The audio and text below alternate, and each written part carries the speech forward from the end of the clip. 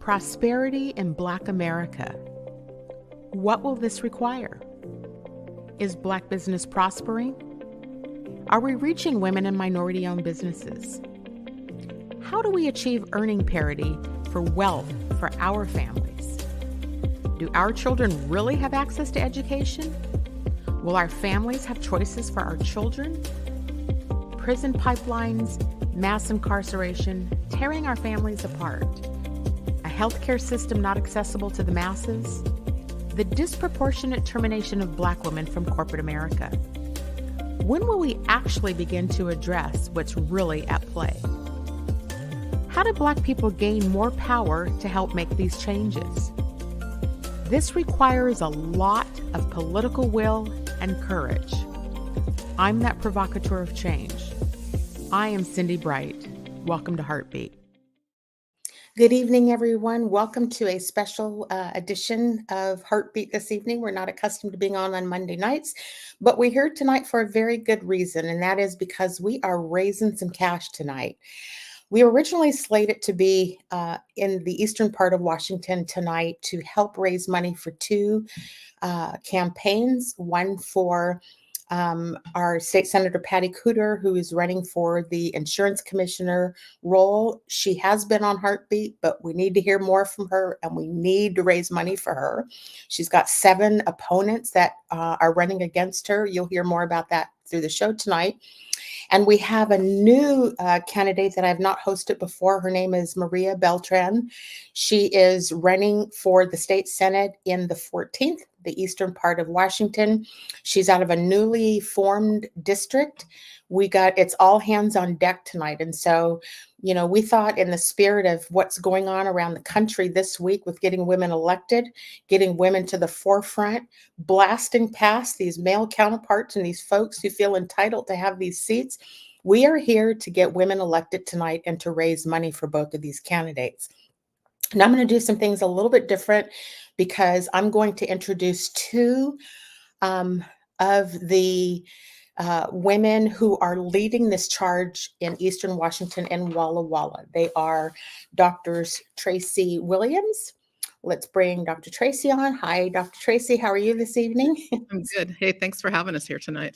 Really appreciate it. We are so glad to have you here. And let's bring in Dr. Emily Tillotson, too, with us this evening. And so I'm going to turn this over to the both of you to kind of lead us, do the introductions and lead us through. This is your work you're doing. I'm just kind of hosting you this evening, but I'll let you take over from here and get the train started for us to start raising some money. Well, thank you, Cindi. And for those of you who don't know Cindi and her show, first of all, you should definitely check her out. She's on YouTube, HeartBeat. She broadcasts live on Wednesday night and then does other specialty events. And so you're missing out if you're not listening to her.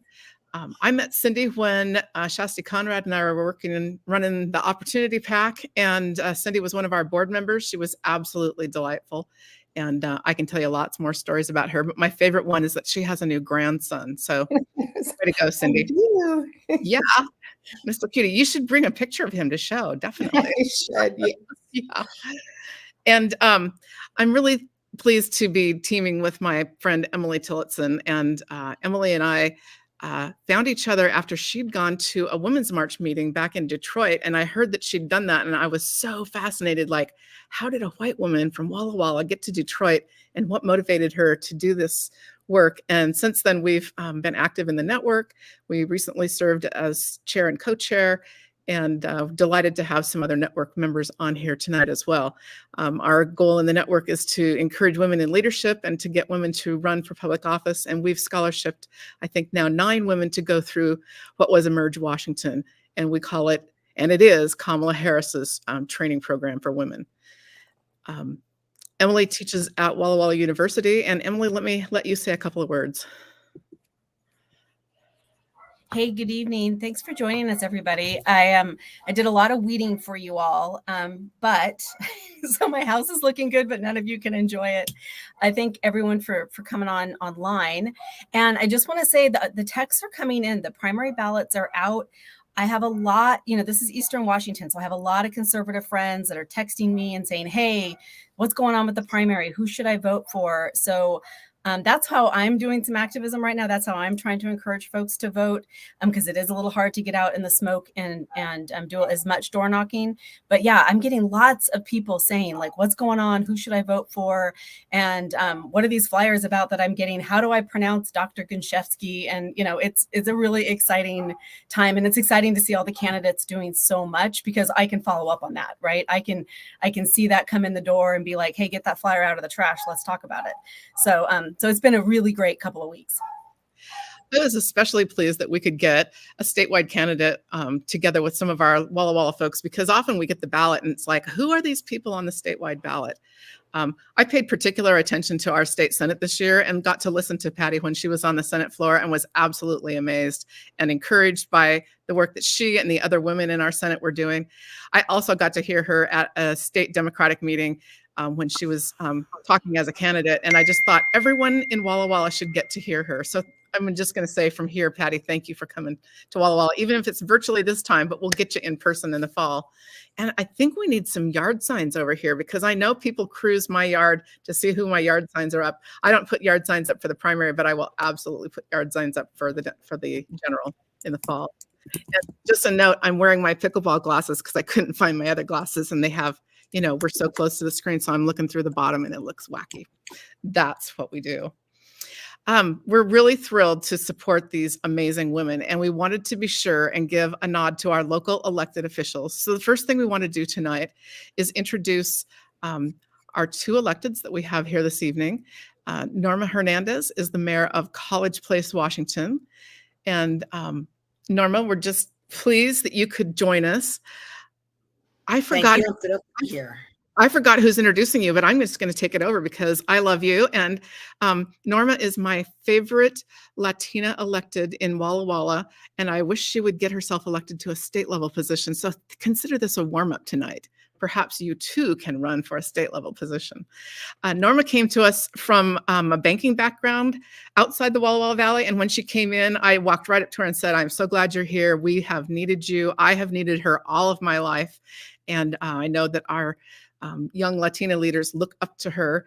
And so she is the mayor, the elected mayor of College Place. And she also serves in a nonprofit in the health center in our valley. And also she's on all these boards and things. Like sometimes we have to sit down and have a talk about all those leadership things. That's a place we can weave some of our younger friends in too. You don't have to do them all, Norma, but I know they've got you on lots. So our other local candidate is Amy Schwab. Emily, do you want to give her a little introduction? Sure. Our port commissioner, Amy Schwab, just started in her first role, and also our first female port commissioner, to my knowledge. I think that's correct. Yep. And has just been really involved, really engaged, getting the port to talk about things the port has never talked about before. So we are super excited to see Amy in the role, and we are looking at the way that both Norma and Amy campaigned in kind of a tricky region, and learning very quickly how to take some of those very winning strategies and apply them to our region. So thank you both of you for doing so much trailblazing. We're learning fast and we're making progress. We're getting people elected. So it's very exciting to see what works and copy it. Nice. Well, if we had been in person tonight, we would have urged you all to buy some of our stickers that we have at the network. And we made some this spring for our annual meeting. They say votes for women. And Amy really exemplifies that motto, because Amy came to Walla Walla, thought she might run, found the group, she studied up, she went to Emerge, she helped on other women's campaigns. And then when it was time for her to run, guess what? There was a whole bevy of women who knew what to do and how to help her. And they took her leadership and did one of the most remarkable campaigns we've seen at the county level in our district. So Amy, we just couldn't be more pleased with the work that you're doing. And we'll come back to you. Would you like to say a word or two? We're trying to keep it brief, but we thought you could say a word if you like. I'm happy to be here. I've learned so much through Tracy and Emily, your work with the network, and that's how I get to be here. So thanks for all the good work that you're doing. Well, we're just thrilled. It takes good candidates to get elected, and You were one right out of the gate. I knew there's a winner, chicken dinner. Here we go. And Norma, we're going to put you to work right away. Would you like to introduce one of our local candidates? We are thrilled. Again, our theme tonight is women, obviously. And we have 2 local women who are running for statewide positions out of our district. And Norma, take it away. You get to do the first intro. Yeah, thank you. It's both an honor and exciting to be able to talk about Carrie Isaacson, who is running for a state senate in our legislative 16 district. And she's running against a very, he's well loved within his party, but he's pretty useless for the rest of us. Let's just put it that way. But let me talk to you about Carrie and why it's so important for us to support women like Carrie as well. Carrie comes to Walla Walla. She with long time, 45 years as a successful businesswoman. And she has been in various positions. She has a law degree. She's anthropology. She's worked in nonprofits. She's handed out millions and millions of dollars to organizations that serve the people that really count on their elected officials to do the right thing. This is where Carrie comes in. Carrie's really working hard. Carrie's worked for the Democrats on the county level. And, she was really working hard on trying to recruit somebody to take this position. She was trying to find someone because she knew someone really needed to fill this role. And in the end, like a true strong woman, she said, I'm going to do it. I'm going to do it myself. If she couldn't find somebody to do it, she just stood up and took it on. And that itself shows the kind of energy and bravery and boldness that she's bringing to our district. So, women like Carrie can really change the direction of what the rural counties are going towards in this legislative district. She can really show that, you don't need to fear a Democrat because we're not the boogeyman, right? We are the women who care about the families, the children, and the environment of our entire community. And so, Carrie Isaacson comes to us with so much experience and so much passion. And, Carrie, I once heard Carrie say that, her passion truly is finding ways to help people live a better life. Yeah. What more needs to be said? Excellent. Thank you, Norma. And I don't see Carrie with us tonight, and it's probably my fault. So I'll make my great apologies to Carrie when we see her in person next. Our next local candidate is Dr. Linda Gunshevsky. And, traditionally she would have been hosting this party with Emily and me, but somehow she squeaked out by volunteering her mind and body for this position. Linda is running for state representative in the 16th legislative district. She's an ophthalmologist and a small business owner. She cared for thousands of people in the Walla Walla Valley, including my grandmother, who loves Linda and was eternally grateful. I think that whole set of things would qualify her for running for office. In addition, she also trained to be an astronaut, and I think COVID got in the way. But one time I was talking with her, and she was doing this programming stuff, and I'm like, okay, she might be one of the smartest people I've ever met in my life. She's eminently qualified to serve in the legislature. By my observations, Linda, you can outdo about 3/4 of those old white dudes that are over there without even breaking a sweat. You may have to work a little bit to keep up with Patty Kuderer and some of the sitting senators who have been there a little bit, but you'll catch on pretty quick. I couldn't give a more enthusiastic endorsement for somebody who has really been passionate about not letting crazy people take over our country. And Linda, you're going to lead us. I'm looking forward to it. Thank you for those kind words. I really appreciate it. Your grandmother was one of my favorite patients. She wishes she was here tonight to say all of these things. She is one of my life role models, the way she approached life. She would be proud of you, Tracy. She really would be. Thank you.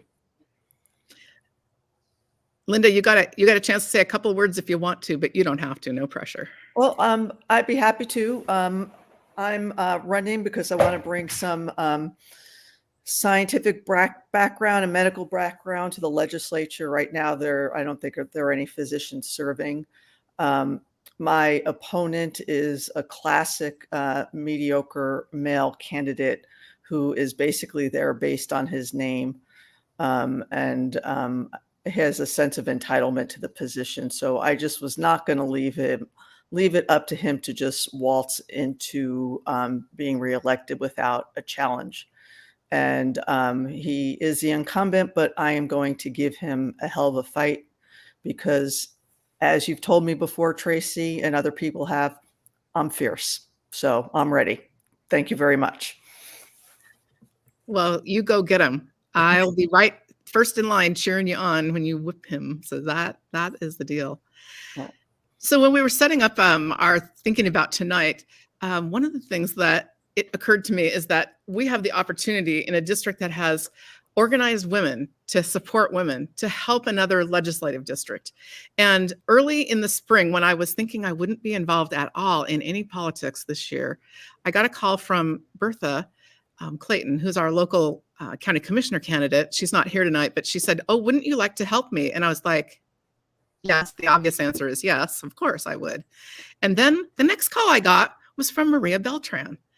And I thought, oh, this is a really smart and talented young Latina woman who's running in Yakima. And isn't that nice? She's running in that other district. And then she said, well, couldn't you help me? And I was like, of course I can. And it turns out Maria and I have some common friends. And the more I got to talk to her, the more I knew her. And I thought, you guys should get introduced to Maria and we should share the wealth and spread the love to help her win in a district that has been reconfigured. Cindi, are you ready to take it back over from me? I can. I was trying to follow your lead here.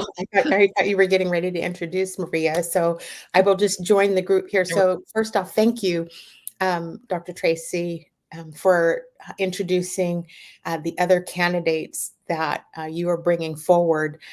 We have a pretty good number of people who are watching the show that I can see. And so I'm just going to make sure that I emphasize to everybody to please donate to their campaigns. Make sure we get them over the finish line.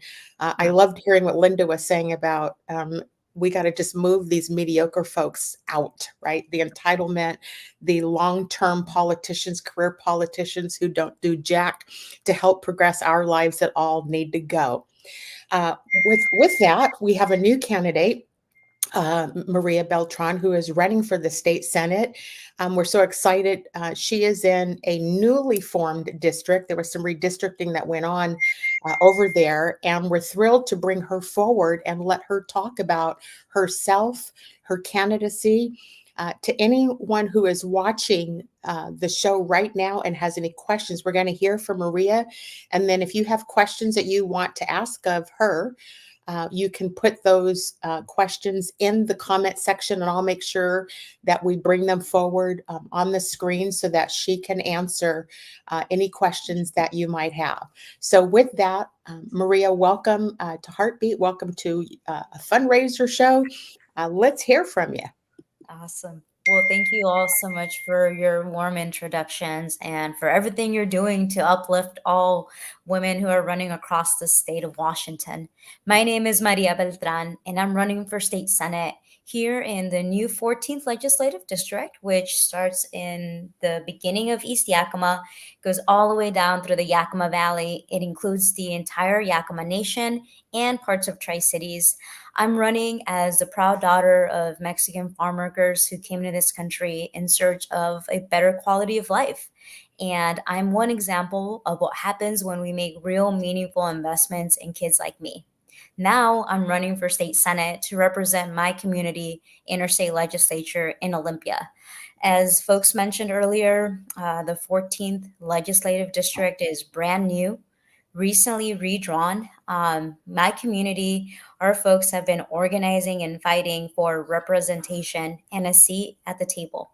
And for the very first time ever, we're going to have the opportunity for our community, the Latino community, who come together to elect a candidate of their choice. And I'm running to flip this state Senate seat. I spend 2 to 4 hours a day doorbelling.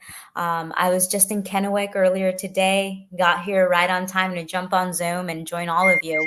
But folks across the district are saying that they're ready for change. And they're so excited to see a candidate who speaks their language, who comes from a community like them, and who understands their struggles. The reason why I'm running is because it's pretty simple for me. You know, I was raised in a very humble home. We didn't have much. My parents worked all the time, but they still struggled. They struggled to access healthcare. They struggled to put food on the table, even though they worked all the time. We lived on an affordable housing, so I understand the struggles. And time after time, when I'm knocking on doors, people tell me, Maria, I work all the time and I still can't afford to put food on the table and pay my rent. I don't think it's fair. And I'm running to be a voice for folks who are working hard and are struggling. I'm running to be a voice and a strong advocate for public education and workforce development, and to be a champion and be a voice for people in Central Washington who just feel left out. And I'm so honored to be here. And thank you again for taking the time to get to meet me and for your support. It really, really means a lot. Thank you for that. I'm going to bring back a comment that one of you constituents, I assume, is asking of you. Maybe you could answer the question. She is saying, I'd love to hear what the redistricting decision has meant on the ground in the 14th. The court case has been so inspiring to many of us on the east side of the state. Can you speak more to that? Of course, happy to. So a group of Latino plaintiffs came together after the 2020 census and after redistricting happened. And they noticed that the Latino community had been split into multiple districts, which diluted our ability to elect a candidate of choice. And now, after a long fought out battle, we have a Latino majority district. For the first time, we have a Latino district that's 63% Latino, includes the entire Yakama Nation, which makes up 10% of the population in the new 14th district. And it gives an opportunity for a candidate like me, a woman of color, a Latina, a Democrat, an equal chance of being a viable candidate. We haven't elected a Democrat in 30 plus years in Central Washington. And because of this redistricting lawsuit, someone like me gets the opportunity to run and be a formidable candidate. I've been in the race for less than 6 months, and we got some real momentum. I mean, folks across the state are paying attention. People are really, really looking at what we're doing, and hopefully the community sees that we're putting in the work. And, I spend a lot of time talking to people on the doors, and they're excited. They're excited to vote for someone who understands, their challenges and is going to be a voice for them. So said different, Maria, the systemic racism that was built into the way that the state was structured was basically kind of dismantled in order so that people can have the right representation for people who live their lives and have the same experiences of them, therefore being able to carry that voice forward into the state legislature, what we see happening all across the country right now. So beautiful. So happy to have you here and talking to people. And we're so excited that we get to support you in this journey. Again, to those who want to donate to Maria's campaign, here is the link again so that you can go on and donate. I know you can't give too much to these candidates because I remember when I ran how much the signs cost. One sign is a lot of money. So there you go. Dr. Tracy, do you want to take it from here? Well, I just want to again say thank you to Maria for running. I started my teaching career in 1982. Don't do the math. And my second period class were all Latina students. And I knew then that our school system wasn't doing what we needed to do to serve them well. And the rest of my career, I feel like I've watched as we've struggled to do right things, but we've never had any representation that really honored who our families are, who the students are. And so, Maria, it's just a delight to see you, a product of a system that probably wasn't intended for you, but you benefited from it. And then I know the work that you've done since then to be an organizer and to support other things in the political system have really equipped you well. And so I just couldn't be prouder of you for running, and I hope to heck you win. So everything we can do to get you some money tonight, and then we'll see you again before the general. Thank you. It means a lot.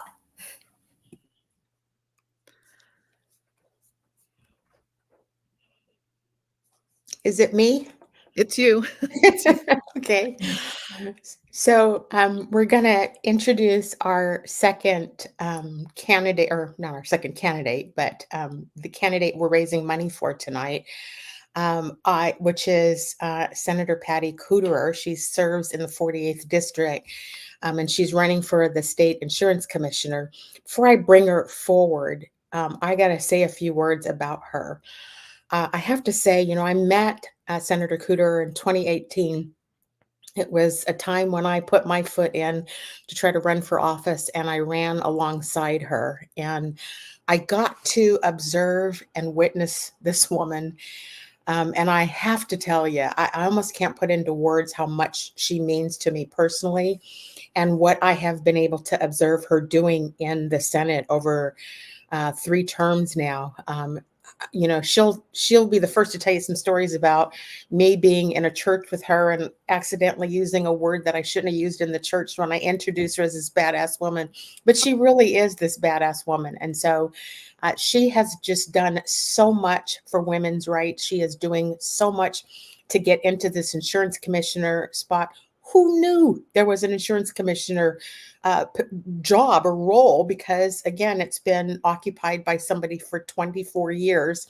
And so we have an opportunity now to do something radically different and improve our lives dramatically by having her leadership. So I am honored, humbled, and thrilled to introduce Senator Patty Kuderer, who is running for the insurance commissioner role. Senator Kuderer, welcome back. Well, thank you, Cindy. That was very humbling to hear all that. And you know what you said in the church was that women get shit done. And they do, and they absolutely do. And that's really what I want to do when I get into the role of the insurance commissioners. I want to get a lot of that done, quite frankly. I want to also, just before I get into my race and what I'm doing and all of that, I just want to say, some of the candidates tonight, I've not had the opportunity to meet before, but very impressed with who's running over in Walla Walla area. And Maria in particular, I have had an opportunity to speak with her and meet her before. And I just have to say, when we see women in particular put themselves out, especially in politics, it's not an easy thing. And Cindy, you know that personally. It's not an easy thing to do that. And women, there's like almost a special, ire that is directed at women and women who run for office and are in office in particular, because some of the things that people write to me, I mean, I almost want to say, does your mom let you kiss her with that mouth? I mean, it's really some horrible things that get said to women in particular. And I think we need to change. I think we need to change that conversation. And I think by electing more women, we will change that conversation. I think the general philosophy that I've seen, the difference is that men are typically doing this, knocking their chests together and fighting it out. And women tend to get things done. And that's because I think that we tend to be more inherently collaborative. It isn't across, 100% across the board, but I do think that we do tend to be much more collaborative. And I also think we're pretty good creative problem solvers. And that is something that I think comes naturally to me. For folks who don't know, I'm one of 9 children, grew up in a small town.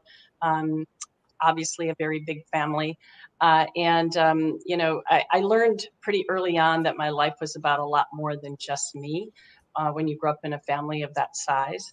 And And I also, I also learned about abuse of power at a very early age, given that I had older brothers. And I just want you to know that, there are people in the world who will use their power for good, and there are people in the world, corporations in the world, that will use it for bad. And that's when I think you need someone like me as a consumer advocate. And in my past, I've been a trial attorney. In fact, I was just doing that last year. My work as a trial attorney and as a legislator has been very heavily consumer focused. And I do think that the Office of the Insurance Commissioner needs to be very heavily consumer focused. The insurance commissioner needs to be a consumer advocate. And it's something that comes very naturally to me. I think if you treat people fairly, you're not going to have a problem, but it's when you don't treat people fairly that you are. And for me, what does that mean in the insurance commissioner's role? It means making sure that the premium increases are fair and that they're actuarially sound. It means that insurance companies are going to live by the words in their contract, and they're not going to find creative interpretations of exclusions. It means that they're not going to delay payment unnecessarily just so that they can make a little more interest off the money that they have put away, which actually is a big hardship for a lot of insurers as they wait for their claim to be paid. And it also means that the insurance commissioner doesn't sit in Olympia and work from there. It means you go around the state and you talk to people about their needs. For me, healthcare is the reason I got into this. I am a strong proponent of universal healthcare, and we created the Universal Healthcare Commission. I voted for that. The insurance commissioner sits on that commission. We did that intentionally because the insurance commissioner's office will be instrumental in moving us in that direction in terms of what the blueprint looks like. And if we don't have someone in that office that cares about whether everyone has access to quality healthcare, and by that I mean not just physical care, but mental health care and dental care, we're never going to get there. But it also means having a focus on the other insurances that people are struggling with right now. And that includes property casualty, homeowners, and auto. Everyone is seeing a spike in their premiums. It's a hard market across the country. And it's the role of the insurance commissioner to make sure that the increases here are fair and based on what's happening in Washington State and not in the other parts of the country. So that's what I'd like to do with the role. I am very excited about this potential opportunity, and it is a down ballot race, as you pointed out, Cindi. People don't wake up in the morning wondering who their next insurance commissioner is going to be, but I sure would like them to think about this race, and it would be wonderful if they could, cast their vote for the only woman in the race who will be guaranteed to make sure that all those reproductive justice bills that we passed are fully and fairly implemented by the healthcare plans. Thank you again for doing this. Every dollar counts. It'll help me keep my commercial on air. And spoiler alert, if you haven't seen it, you can see it on this channel, on Cindi Bright HeartBeat, because she's playing it. And yes, there is a puppy in it. Well, on that note, thank you, Patty, for that. I do want to take a quick commercial break, and then I want to open it up I'm going to bring all of the candidates back in and open it up to our viewers who are watching. If they have any questions, get ready to start putting those questions into the chat, and we'll take some questions from you. So give us just 60 seconds. We'll do some commercials and we'll be right back. I'm Patty Kuderer, running for State Insurance Commissioner. When my daughter was born critically ill, I had to fight my insurance company for life-saving care. Now I'm dedicated to ensuring that no family faces that trauma, whether it's healthcare, home, or pet insurance. The Commissioner oversees it all in Washington. I'll bring transparency, fairness, and work to lower costs. Vote for me, and I'll fight for you. Paid for by Patty for Washington.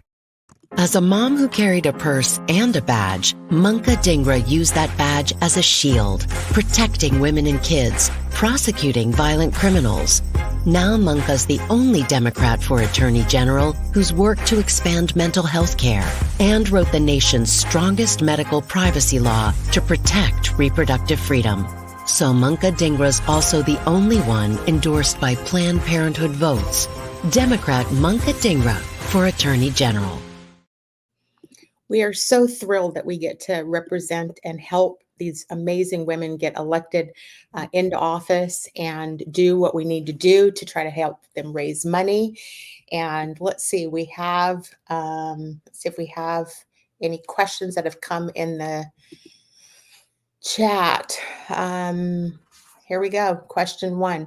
The economic impact of insurance seems to hit women and underrepresented folks harder. Patty, how can you improve how insurance serves us? Well, it's a great question. And one of the things that I think the insurance commissioner needs to do is to make sure that whatever the algorithms that are being used in order to determine rates are non-discriminatory, because they have a way of putting in things in algorithms that will target working families, our BIPOC community members, lower income people. And I think that, insurance needs to be fair at its core. And that is definitely one thing that I'm going to be looking at. We're probably going to need to rely heavily on a data specialist for that, but that's something that I'm interested in exploring more as we move forward. And of course, one of the biggest, examples of that would be, for example, credit scoring. And whether, I know that they claim that actually does have an impact on the risk.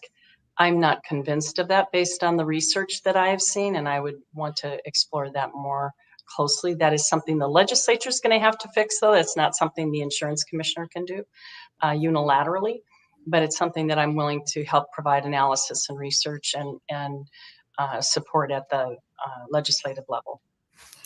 I think to echo that, Patty, with the credit scores, I know that a lot of what I hear, particularly out of brown and Black communities, is that, and for women, brown and Black women are making 63 and 53 cents to the dollar, which means they're robbing Peter to pay Paul every month to keep up with, in a state that the data shows that to live comfortably in this state, it requires $44 an hour to be able to afford to live here. And so if you're making 60% of that or 40% of that, assuming you are even close to, the $44 an hour pay, credit scores can absolutely not be a measure of success in a person. To me, you can only measure that when you are dealing with apples and apples. So I'm just throwing that out since we're on air and talking about that whole issue, that I think that's an important thing to help change communities of color, particularly outcomes for us. Other questions from our audience? Any other things? Let's see. I think we showed this one. How many women make so many insurance decisions, yet the insurance is not well understood? I think she did explain that. I don't know if she plans on staying in for 24 years or not, but no, I probably don't. But that's because I'm going to get a lot of shit done.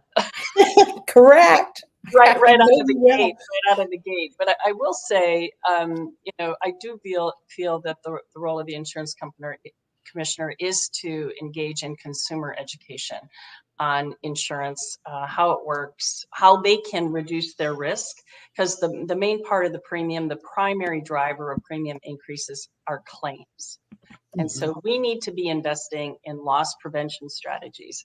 That's what's going to reduce premiums across the board faster than anything else. Any other questions from our audience? Let's see, there's a question that came in the private chat. I'll read it.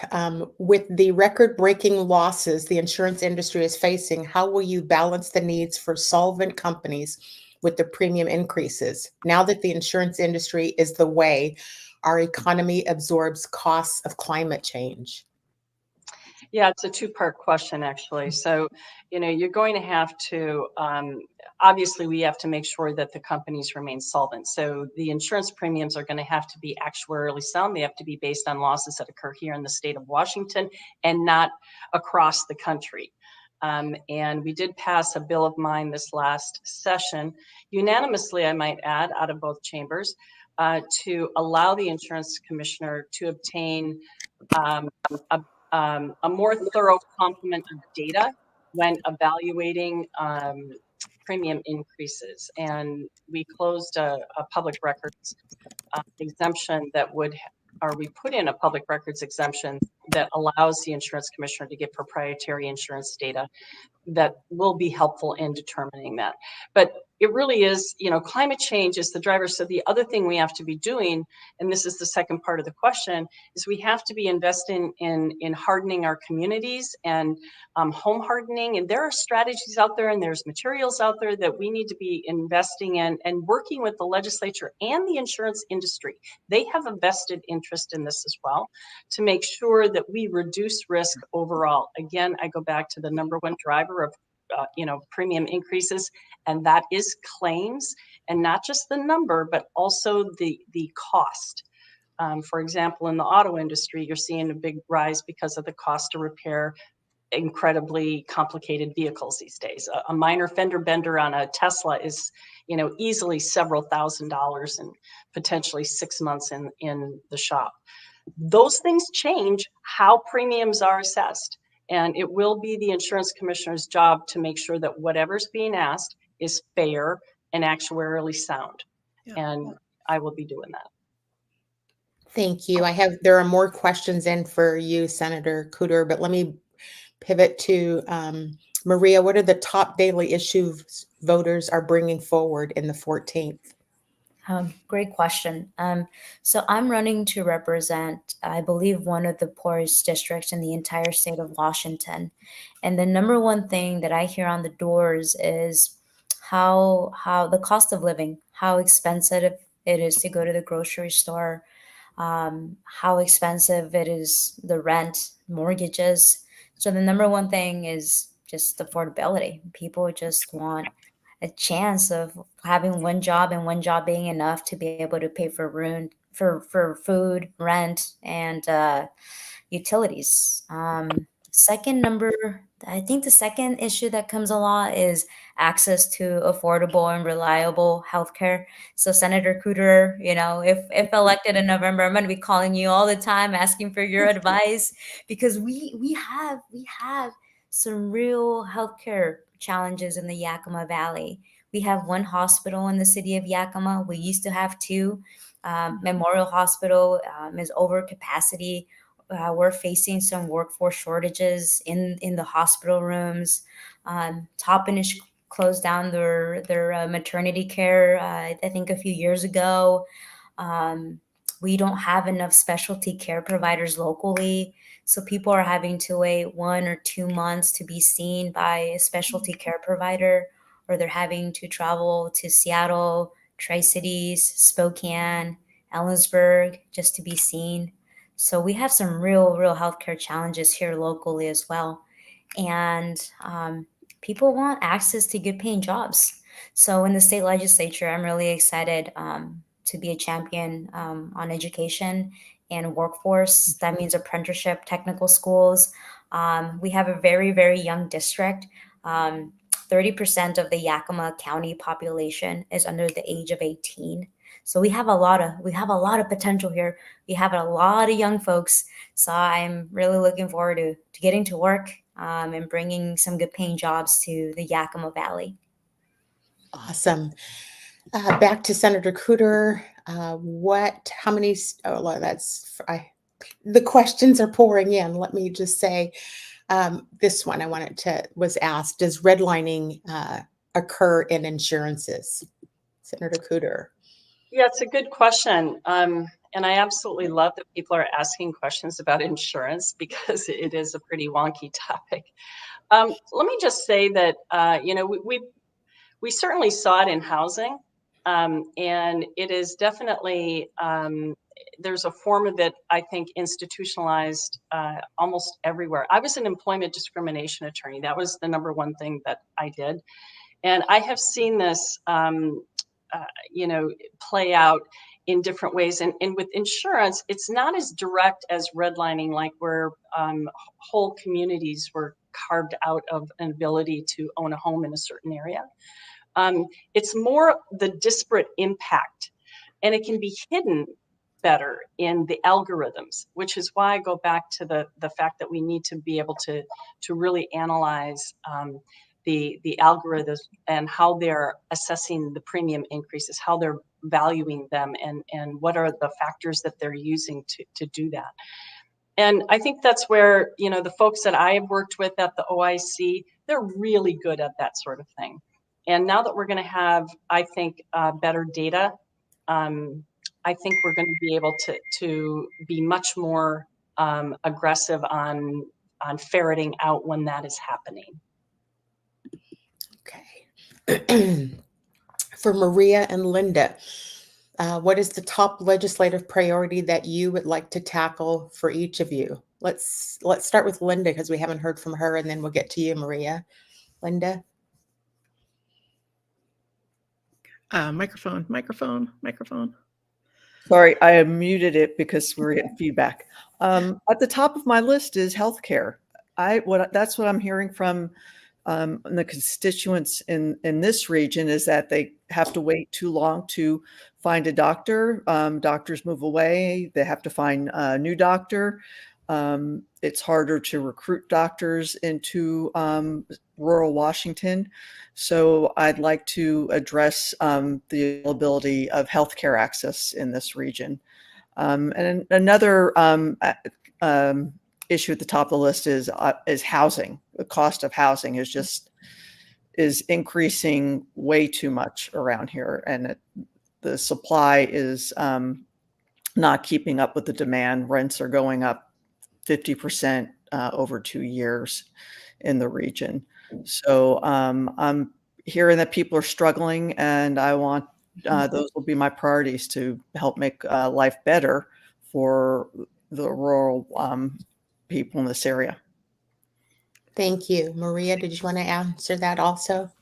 Yeah, I think Linda and I have some similarities. In addition to housing and affordability issues, broadly speaking, something that I'm really excited is bilingual apprenticeship opportunities for folks in my region. We are noticing that warehouses are closing locally, and we're losing good paying jobs. So I think really focusing on retraining our workforce. A lot of our workforce, their native language is Spanish, and I think there's a huge opportunity if we can create a bilingual apprenticeship opportunity where folks get to get trained in their native language, and we get to plug them into a good paying job, hopefully a job that is unionized. I think that's the number one thing that I'm excited to get to work with my colleagues in Olympia. Awesome. Let's see. Maria, what do you have to say to Latino voters who have not been active enough in selecting who represents them in Olympia? It is so easy for us to believe that we lack the power to push for change. Great question. Yeah, great. That's a great question. Pretty heavy question. I mean, I wake up every day, I'm Latina, my parents came to this country, and I'm a first generation. I'm the oldest of 3. And I'm running in a district where 63% plus of the population is Latino and Latina. I think for generations, we have felt left out of the process. We feel like Seattle and Olympia, they're the ones calling the shots for people in Central and Eastern Washington. So sometimes it's easy. Sometimes it's easy to feel like we're left out of the political system, especially in the Latino community. When you look at the local, state, and federal level, and you don't see people like us. So, I'm showing up to people's doors and, asking them to believe in what we're doing and asking them to give us an opportunity to be that voice that people have been, looking for. And trust me, it's not easy. We're dealing with generational distrust of the government. We're dealing with years of people voting and their candidates never winning. But, we're out there putting in work and making sure that people see us, that we're campaigning pretty hard, and that they get the opportunity to meet me. And I'm really showing up and asking them about their issues and priorities, and really trying to bring them into this campaign. And I'm being really thoughtful and intentional. All of my paid communication is bilingual. I'm a bilingual candidate. My first language is Spanish. So we have, I have a walk piece that's in Spanish and English. My television ads are both in English and Spanish. So we're trying to be really thoughtful about, the issues that we talk about. And at the core of this campaign is the Latino community and the population here, and people who just have felt left out of the political process. So there's a lot of work to be done. And by no means do I think my campaign or I'm going to solve any of this, but this is a good start, electing people who look like us, who have our lived experiences, who share similar values. So I think this is a first start, but I think there's a lot of work to be done. And I look forward to working with everyone to make sure, we have a better system in place, and that we're electing people all across the state that look like their communities at every level of government. So it starts with one domino. So here we go. Here we go. Right. We have another question that comes in. I'm not sure if we can answer it or not. Charles asked, why hasn't the current insurance commissioner been held accountable for his behavior, and how will you address a positive climate with your employees? I'm not sure that you can answer that, Patty, but you can try. Do you want to? I mean, he is serving out his term. I can tell you that I know what I am going to do when I get to the insurance commissioner's office, and it's definitely going to be leadership's. It starts from the top down in terms of the environment of respect. And having done employment discrimination, I've represented employers and employees throughout 30 plus years of practicing law. And for me, it boils down to two main employer types. And the one that gets sued the most is the one that says you work for me as opposed to you work with me. And I'm a you work with me kind of person. And I do believe in making sure that employees, they work hard, but they understand that their work has value. And I want it to have value for the consumers of the state. We're all going to be on the same page when it comes to putting the consumers first. And I also know that, again, you lead by example, and it's from the top down. And one of the things I told those who work there that have reached out to me, that the first thing I'm going to do is end any practice that if there's a complaint against me as commissioner, that I decide whether it's valid or not. I know that sounds kind of common sense, but that was how it worked in the past, but I'm not going to have it work that way. There'll be an independent investigation. I was going to be sarcastic and say we all watch on national news how we can't get any of them held accountable. So, there's that. We have another question. Let's see. Following up on Norma's question, what suggestions do you have to mobilize Latino voters who are sometimes first-time voters? Maria, that must be for you. I believe so. So I think it starts a lot with just walking people through on like the process. Like I spend a lot of time on the doors, just walking through the fact that there's two elections. There's a primary and then there's a general, and answering questions they may have about their ballot and how to fill it out. So we know that historically Latinos vote at lower rates than any other ethnic group. So I think it has to do with a lot of, we got to just help each other out, understand our process and the elections and what each position does. So we're taking our campaign, we're taking a lot of time just informing people about my role and what I would do, and the purpose of a state senator. So I think it's a lot of education and just sharing information. And luckily, I'm not alone. There's a lot of organizations who are, nonpartisan, who are doing a lot of that education component as well. So I'm very lucky to have so many colleagues across this new district putting in work to register new voters, to activate young voters, and to re-engage voters who historically don't vote down ballot. So it's a team effort. And I'm so happy and honored to have so much support from folks all across Central Washington and across the state, because it's starting to feel like a statewide effort here. So I'm just grateful for everyone's support. And Sandy and Norma, if y'all have questions or ideas on how to engage your community, by all means, give me a call. Let's chat. Awesome. Well, it looks like we've gotten through the slew of questions and we are getting at the hour here. Any final thoughts any of our candidates want to share before we close the show out for this evening? I'm going to bring back up the fundraising banner to see. I don't know, Dr. Tracy, are you able to track live? Is money coming in, or is there any directions you want to give anybody about that? Or I think donate and then donate again. If we were in person, I would say grab your pocket and pull it out until all the money falls out, because democracy is at stake in these elections. How we work at our state level is all dependent on candidates like these. And so give until it hurts, or till it's empty. What is that? Do y'all remember? I've used this before, and maybe it's just me and I'm tickling myself, but do you remember in the movie Coming to America when remember with Eddie Murphy? Did anybody watch that movie years ago? So remember when they were passing the till around to collect money, and the person up front says, "We like money that jingles, but we prefer money that folds."